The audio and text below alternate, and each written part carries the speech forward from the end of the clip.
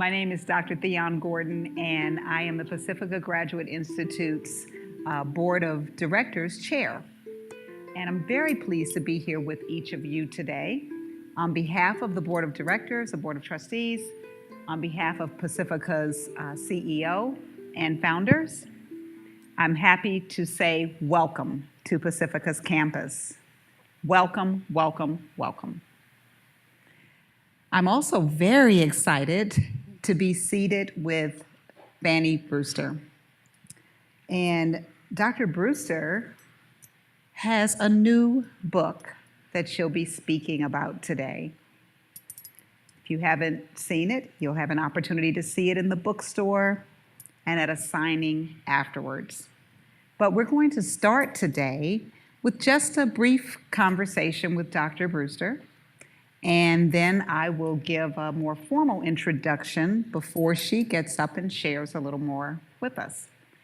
So I just wanted to have some time to speak with her about this wonderful piece of work that she has brought forth and birthed into the world. Thank you for being here to share with us. You're welcome. And how are you? I'm doing fine. Good, Yeah. good. Well, I want to just dive right in and get started with asking the title of the book. Sure.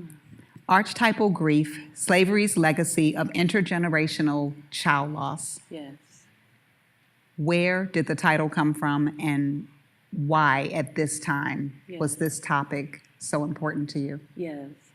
Well, I chose that topic for the book, that title, because I felt that the cultural trauma that African American women have experienced due to child loss is actually archetypal, and that it has gone on an intergenerational level, which is the second part of the title. And so it came together in that way.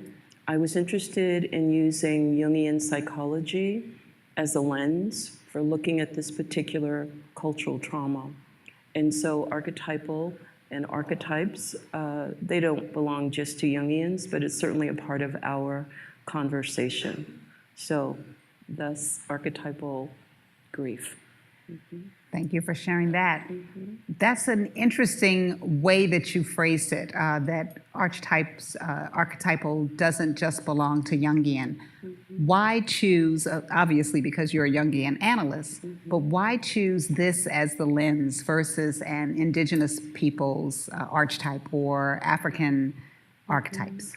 Yeah, I think it's partly because that's the place from which I work as a Jungian analyst. Mm-hmm. And also because I think Jungian psychology has a place where it needs to wake up a little bit more in terms of ethnicity, in terms of racism, in terms of racial relations and racial issues. And so I am bringing together something that needs to be looked at, that particular lens, archetypal, and wanting it to belong to Jungian psychology. Right? Not separating from it, because I think it has a lot to offer in terms of that conversation, because there hasn't been that much discussed in the area. And when speaking of a mother's loss, was this something that came to you from any losses of your own, or how did that concept come into play? Mm-hmm. When I sit with women of color in my own practice and have sat with them through the years, I've noticed that there was a particular kind of sorrow and mourning. And I realized over time that that grief was actually something that was passed on, because these women who were typically happy, apparently happy in life, in relationship with their mothers, was still feeling some kind of loss that could not be explained just from the current contemporary relationship with the mother. And so I realized over time that there is actually something that gets passed on, this archetypal DNA.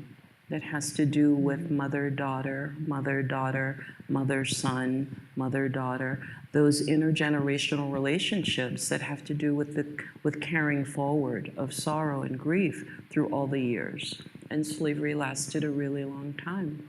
And so I would expect that through that time period, that this grief would have been carried forth intergenerationally. That's a wonderful way to put it and put it in perspective. In the book, you mention one of the archetypes that you use is the mother of sorrow. Share a little more about that archetype.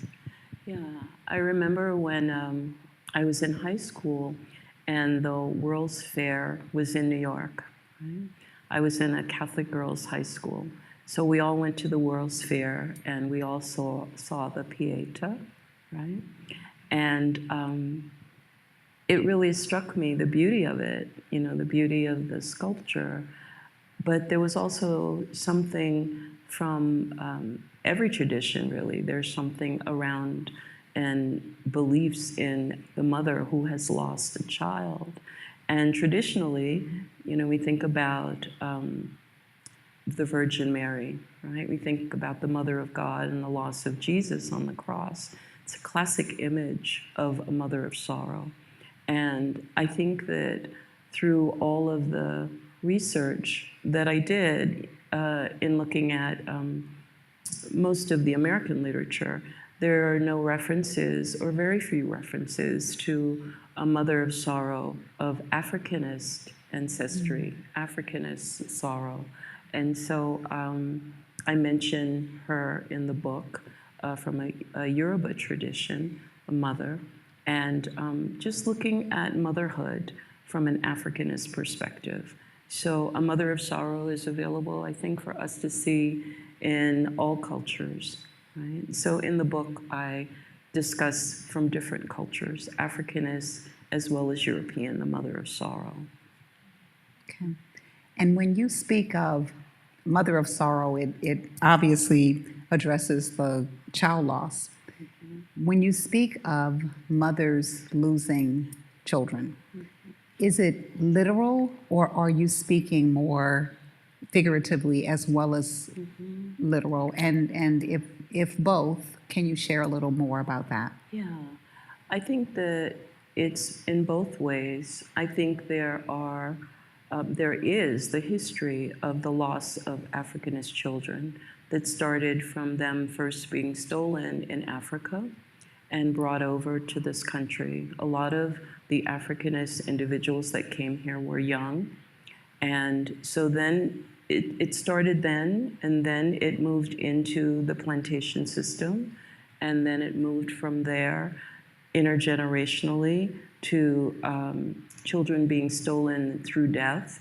The rate of Africanist children during slavery was really high, much greater rate than white children being born and raised during that time period.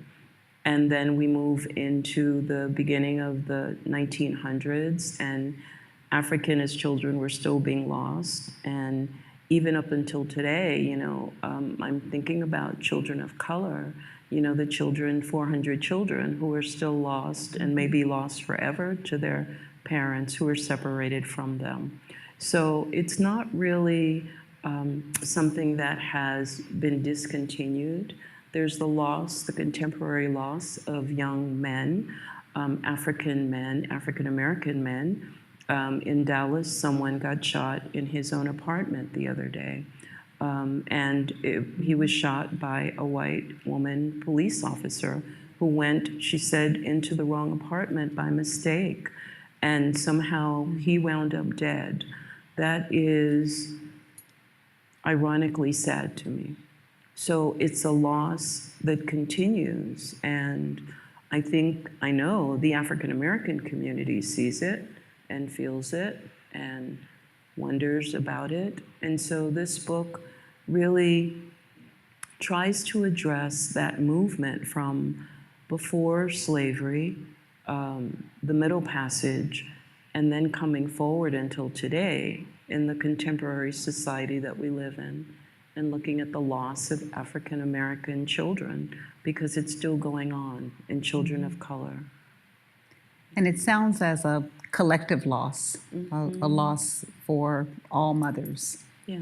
of children of color.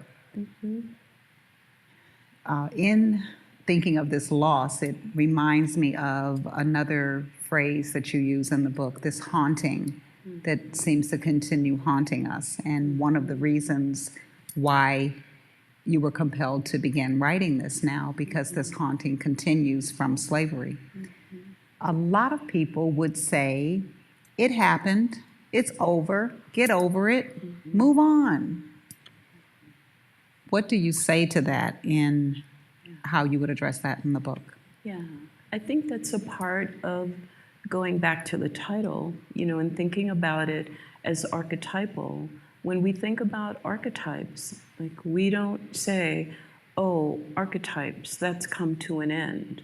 We still think about Zeus, and we still think about Venus, and we still think about Oshun. We think about gods and goddesses in mythology. So if something is archetypal, it continues. It doesn't just end. So that's on that level. On a practical, everyday life level where we're living in our American society, we can see that we continue to need to deal with issues around racism. And so the nature of archetypal is that it appears within the individual as well as out in the collective. And so this is something that is ongoing. It doesn't come to an end, right? We're still dealing with it. I would say, I'm sure everyone in this room would agree that we're still dealing with it. And so this book is really a chance to look at some particular part of an issue that went on for generations that we still haven't even come to grips with. For myself, when I started working on this book, the first 3.5 months, I just cried every time I tried to do research, look at the images of slavery, and try to write words. I could not do that. It took me months and months and months. And after 3.5 months, I remember the day, I could stop crying enough to actually start writing. It was very painful. There's a lot of grief in my own experience around this topic. And I haven't directly experienced child loss in the same way that my foremothers did. Well, thank you for holding that pain, that burden of birthing this book. Oh, thank you. I know that it takes a lot to put any words on paper and to actually go back into a time that was painful and violent and problematic and bring it forth into something as beautiful as a piece of work that helps others to deal with loss. I just applaud you on that. Thank you. And thank you for spending a little time chatting with me. Thank you. I'm now going to introduce you more formally. Okay. The series brings Pacifica alumni into closer and deeper conversations with the community, professionals, and one another. PGI alumni and faculty lead conversations exploring some of today's most compelling topics, including current events, newly published books, careers, and more. Alumni and friends may participate in person, via Zoom connection in real time. Alumni get to get their invitations on the emails, and later this will be an online archive. The talk series takes place monthly, and look forward to many more to come. So look out in your emails. I'm sure you'll be seeing more on some of the talks that are coming up. Today, our first talk is Fanny Brewster. And Dr. Fanny Brewster is a practicing Jungian analyst and a professor at Pacifica Graduate Institute in the Integrative Therapy and Healing Practices program. She is a writer of nonfiction, including African Americans and Jungian psychology, Leaving the Shadows, and Archetypal Grief, her newest work, Archetypal Grief, Slavery's Legacy of Intergenerational Child Loss. Both of these are Routledge Publishing Company, the first in 2017 and the newest in 2018. Her selective poems, Journey, The Middle Passage, have recently been published in Psychological Perspectives Journal, where she was a featured poet. Dr. Brewster is a speaker and workshop presenter on Jungian-related topics that address culture, diversity, and creativity. She is a faculty member at the New York C.G. Jung's Foundation and the Philadelphia Association of Jungian Analysts. As many of us are aware, we are experiencing turbulent times in our American collective. Much of this has to do with what former President Obama called tribal impulses and the reemergence of a nationalist racism that has literally divided our country. Dr. Brewster's writings and teachings are focused on allowing our Jungian community and all others who wish to join in to discuss the issues of racism, culture, and healing of our cultural trauma.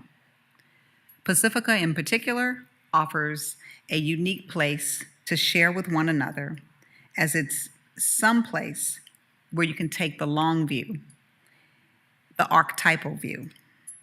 This is both our challenge and our opportunity as explorers of the depth. We're now going to spend some time with Dr. Brewster, hearing a little more about her work and, in particular, her book.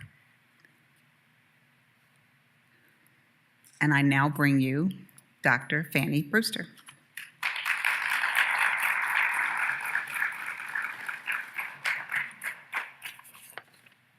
All right, good evening. I'd like to first say thank you to Diane Travis Teague for creating this space for us to have the reading from my book, my new book, and also for us to have the space to be with one another and share in conversation. And I'd like to thank Theon for her introduction of me and for opening up the space for us for today. So I'm going to actually read chapter 5. At first, I started going through the book, and which is actually, this book is my proof from the publisher, because I haven't gotten my copies yet of the book, so I have no author copies yet. But I started going through this, and I thought, I'll just read some from different chapters. And then I started thinking and realized, no, it could be better to stay with one chapter. So I'm actually going to share with you the chapter that I'll be discussing in Los Angeles next month. So this chapter is called Mothering Slave and the Intergenerational Orphan.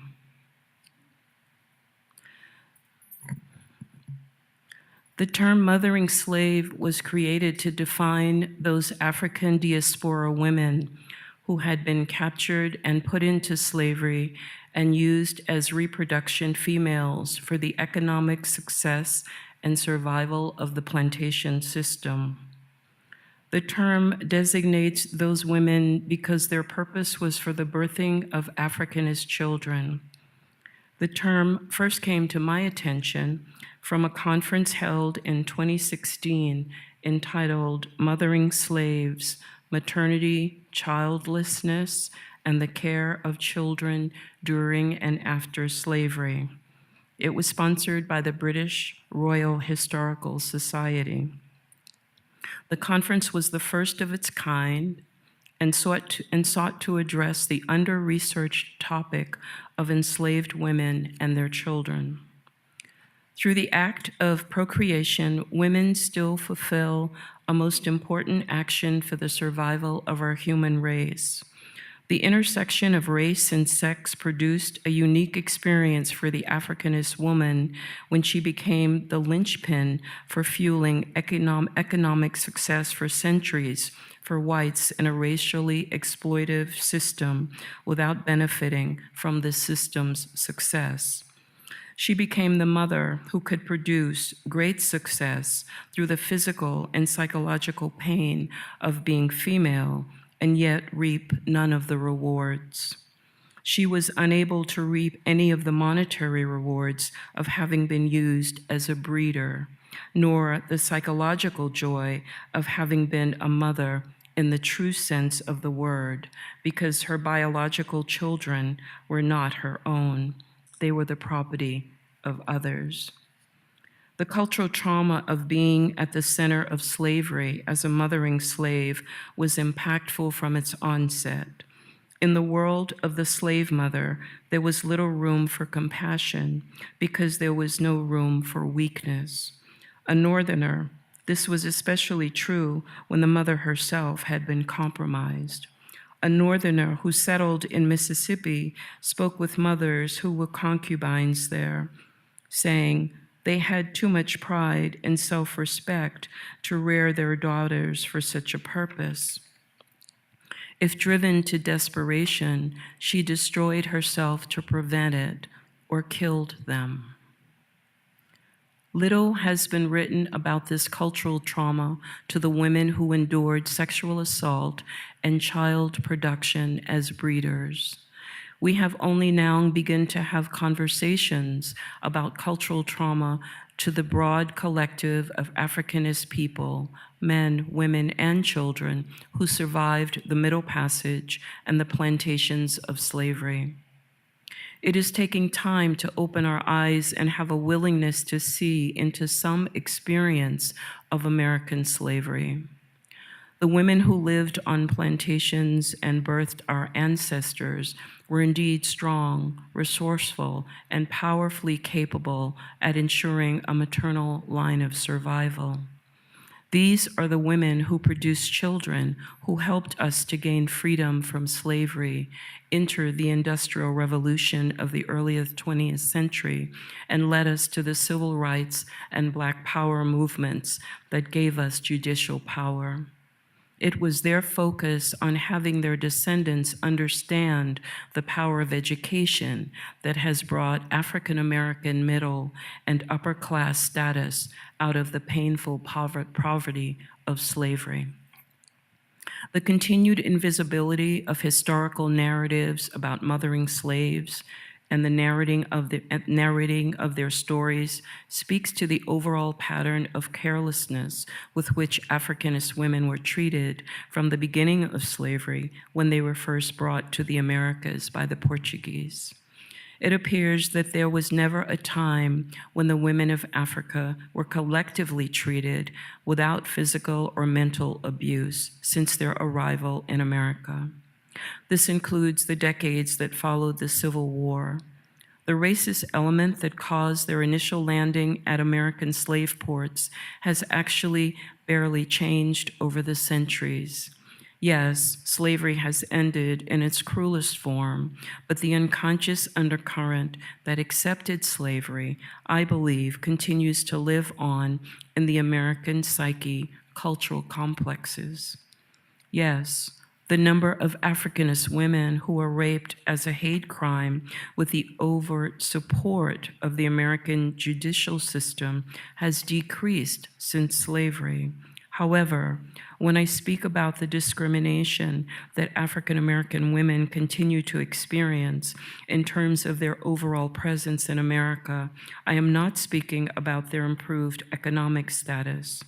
I'm also reflecting on the collective impressions, language, level of disrespect, and other negativity shown by whites to Africanist women of color. The level of contempt and shaming in lieu of whippings and verbal denigration directed at Black women remains palpable in the American collective unconscious.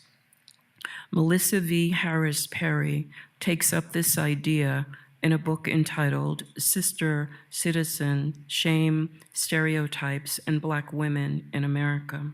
And I'm quoting from her book. Although Jim Crow drew a bright line of legislative shame around the entire race, women were particular targets. Victorian sensibilities held that women were uniquely endowed with morality and ethics. Because they held authority in domestic matters, women were considered the tender sex, whose delicacy required special dispensation in public spaces.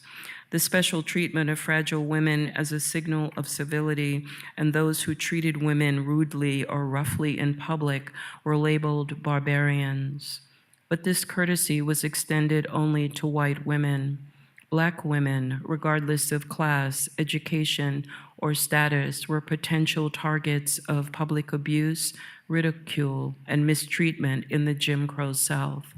The permissible mistreatment of Black women was a vicious form of collective shaming. End quote. A large part of the aspect of shaming that was projected onto Black women was based on the development of viewing them as animals of labor. This connection of the idea that there existed human women as a lower form of animal life was initially developed as another rationale for slavery and holding them in bondage. One of the most pronounced experiences and historical facts of Black women is the comparison of their physicality to animals, though this has generally been an aspect of slavery, treating humans like beasts from the early recorded days of slavery. This feature was exaggerated and has persisted from slavery to the present day in terms of defining African Americans. From Davis's discussion of European explorers, we were able to obtain an understanding of their perception and characterization of Black people. And I have a quote here from Davis.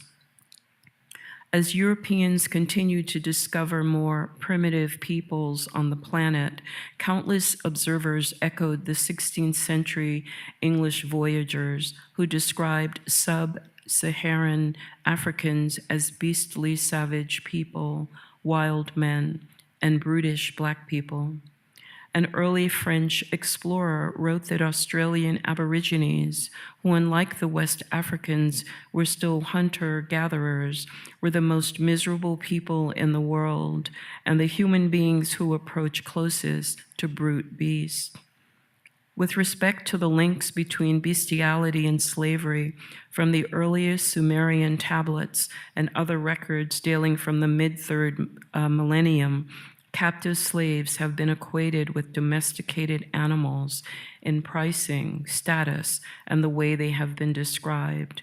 It is thus of immense importance that slaves, regardless of origins or ethnicity, were seen to carry the marks of childlike and animalistic inferiority, later ascribed to such inferior peoples as Australians and sub-Saharan Africans. End quote. Inhuman bondage, the rise and fall of slavery in the New World. From the earliest history of the capture of individuals into slavery, we can see references to them as domesticated animals.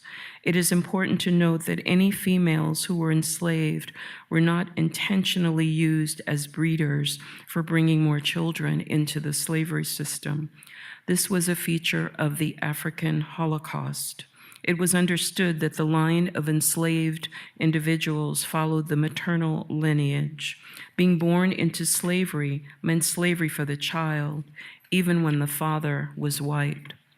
One of the features of American slavery was its reliance on this idea of slavery following a maternal lineage. This worked very well for slave owners who were economically invested in increasing the number of Black children being born on their plantations. The domestication of American slaves became an aspect of slavery in the 1830s as the new slavery took shape. I'm going to skip forward a little bit. The idea of Africanist female bestiality did not, however, prevent Thomas Jefferson from mating with Sarah Hemming, African-American slave half-sister to his wife.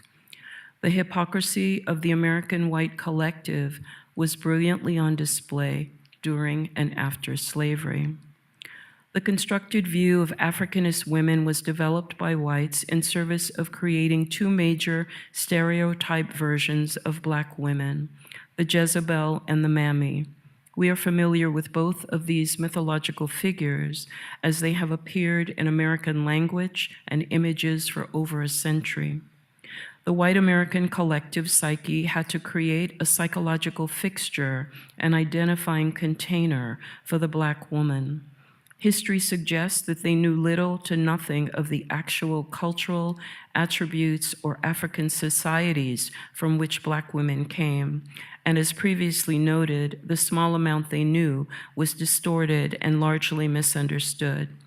The creation of a Jezebel stereotype was not difficult based on the conscious promoted thinking of Black women as hypersexualized beings.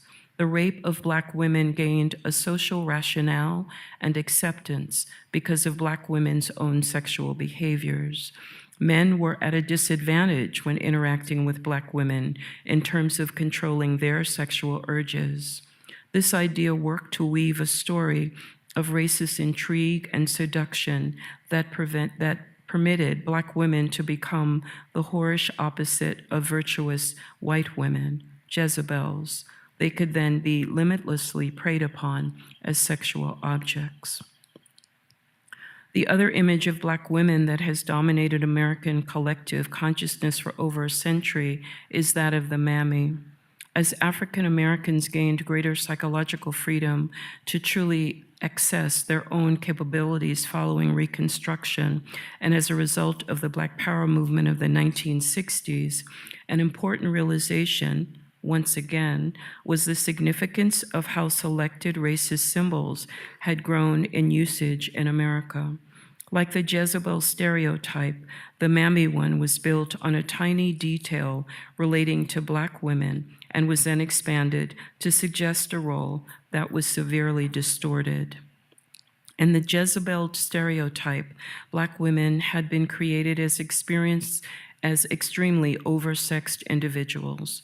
Within this false message was an accompanying one that they deserved to be sexually assaulted because of their promiscuity. They were no more sexual than any other human being, Black or white, but rather had been racially sexualized in the service of racial economics and other human failures. The details about the Jezebel symbol of Black women that grew beyond any ethical standard and was psychologically abusive to African American women was that they were sexually insatiable and needed to have sexual relations with any man as well as with animals. The despairing detail is that this became one of only two possibilities of which they were capable as women. The Jezebel was well suited for sexual assault, with procreation as an acceptable outcome. The other possibility was that of the Mammy. The minute detail of truth about the Mammy was that once past the age to produce children for slave owners, she was delegated to being the housekeeper, cook, child care substitute mother, sometime field hand, and any other role required by the white owners for whom she worked. According to Deborah White Gray in her book, and I'm quoting, she was a woman completely dedicated to the white family, especially to the children of that family. She was the house servant who was given complete charge of domestic management. She served as a friend and advisor. She was, in short, surrogate mistress and mother, end quote. We'll skip forward a little bit more.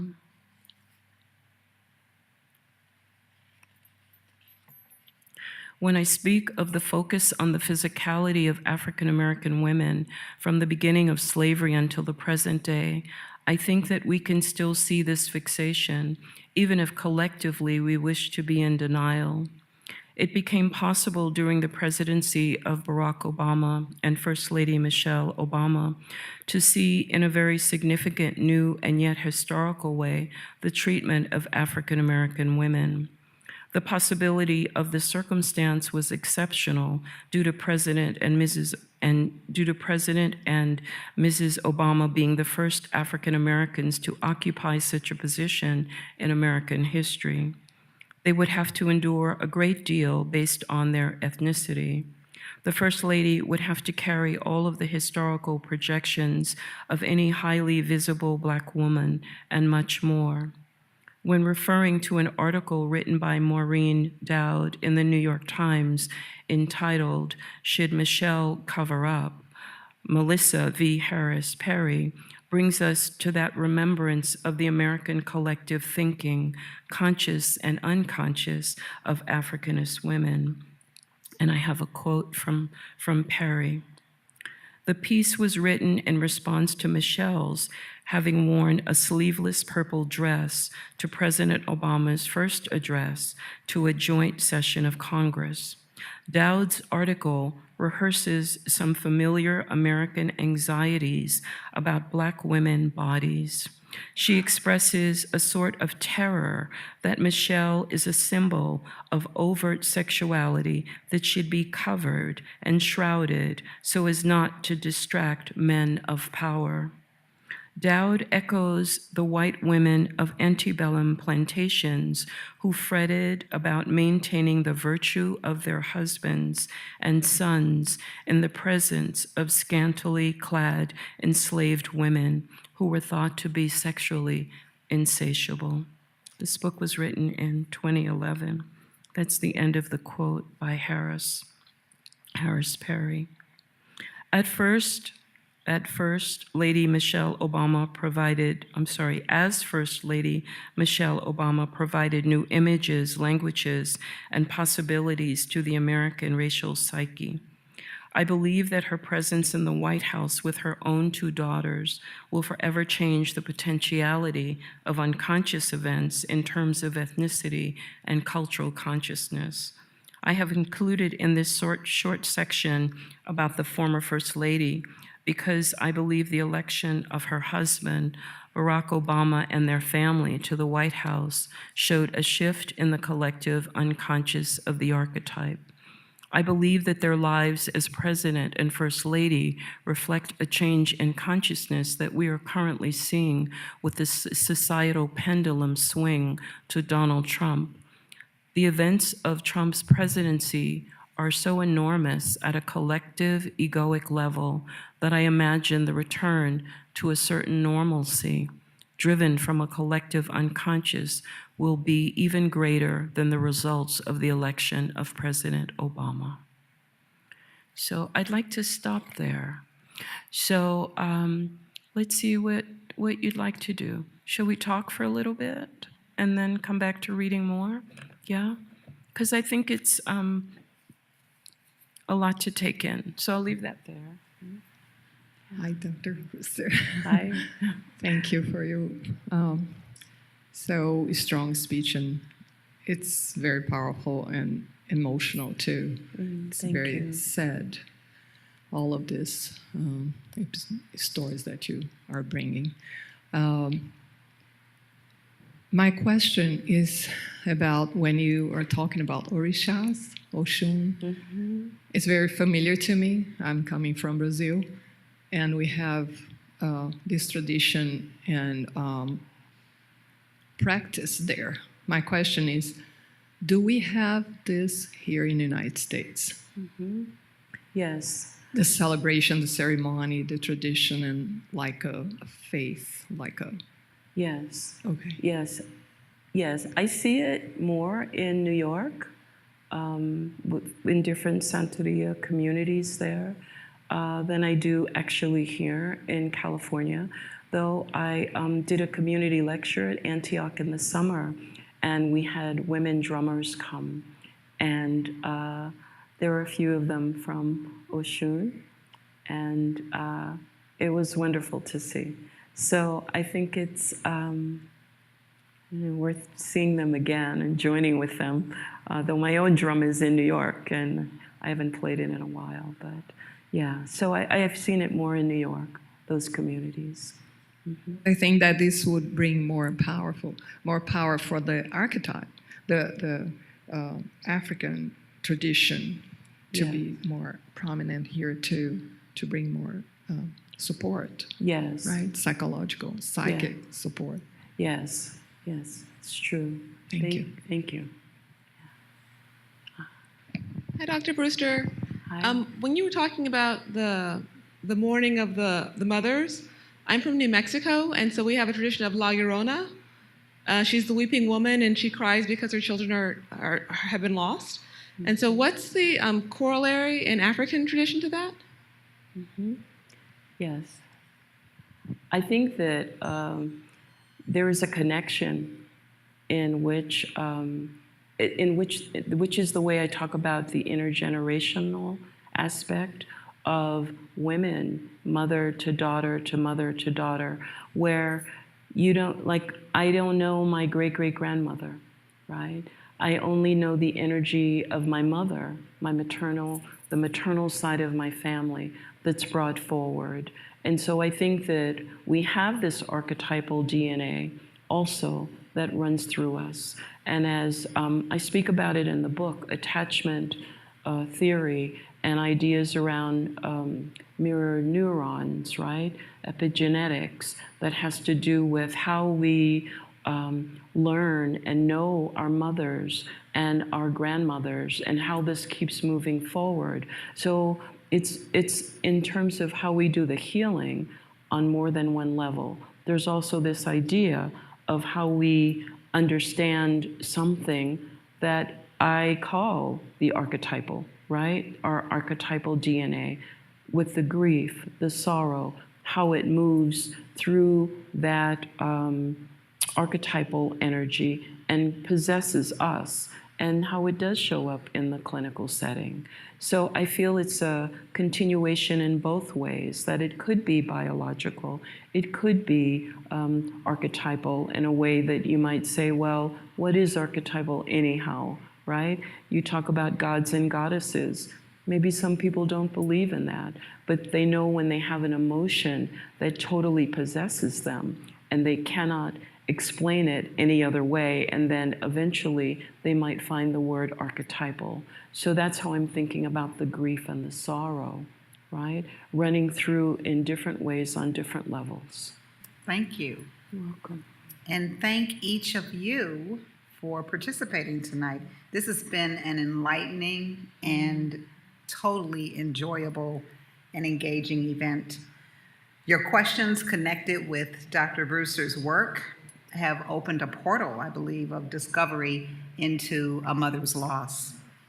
Let's continue the conversation at our reception in the lobby across the hall. Dr. Brewster's work will be there. Dr. Brewster will be there. You can pick up a copy of her book if you'd like. You can browse the bookstore if you'd like. We have some wonderful things in the bookstore. I browsed through there before coming here. Meet Fanny, have your book signed, browse the bookstore, and please take in all that is Pacifica in our surroundings and the people that you engage with right here this evening. Each of you make Pacifica what it is. And let's have a delightful evening, because I am totally delighted that you joined us.